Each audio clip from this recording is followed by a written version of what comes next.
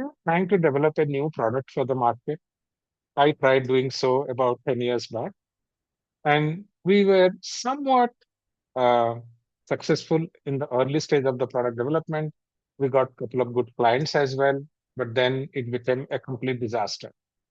We lost about $1 million in the money that we had saved from our corporate earnings from other divisions, and finally we had to shut down the product.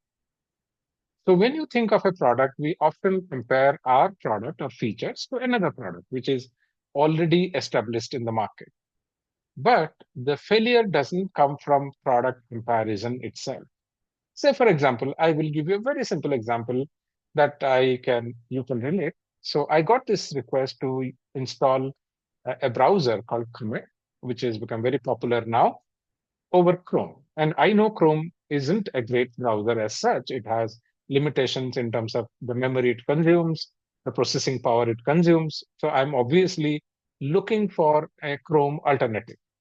But when I installed this particular browser and I started using it, I started missing certain features that came from Google Marketplace, not from Chrome itself.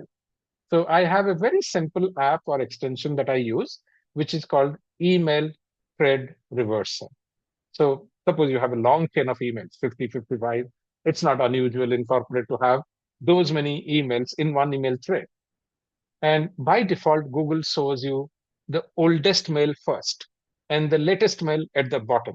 So you actually have to scroll down or kind of process through all these mails to get to the mail, which is the most recent update. I find it very irritating, and I wish Google Chrome does something or Gmail does something where we can switch the threads very quickly, but it doesn't. So I use an extension. Now, in this new browser, I don't see that extension because a new product doesn't necessarily come with the ecosystem that is built around the product.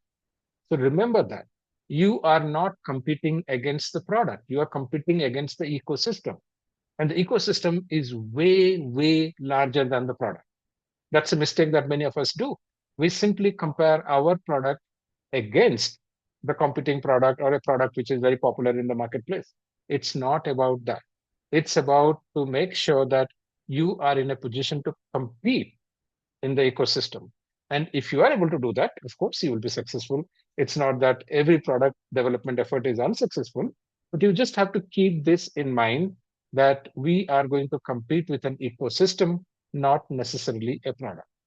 If you have learned something very interesting about product development, I would like to learn about that in your comments. So please share your comments. I have been lucky enough to introduce many products. Many of them are successful. Many of them are unsuccessful as well.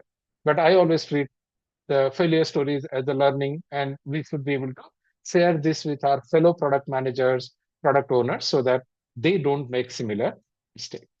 Thank you so much.